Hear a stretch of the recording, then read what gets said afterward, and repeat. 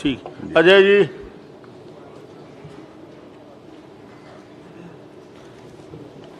माननीय अध्यक्ष महोदय, ये बड़ा दिलचस्प है। क्वांटिफाइबल डाटा आयोग बनाया गया, उसके तथाकथित रिपोर्ट, तथाकथित शब्द उपयोग कर रहा, उसके तथाकथित रिपोर्ट पर 2 बिल पेश हो गए यहाँ विधानसभा में।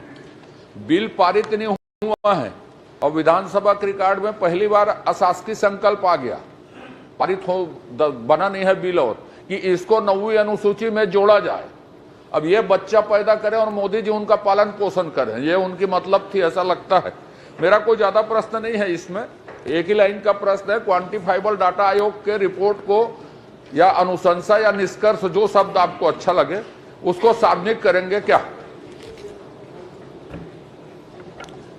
माननीय अध्यक्ष महोदय, क्वांटिफाइबल डाटा आयोग ने निष्कर्ष दिया है और माननीय सदस्य को जो आग्रह है उस पर विचार करेंगे। चलिए, श्री अटल श्रीवास्तव जी।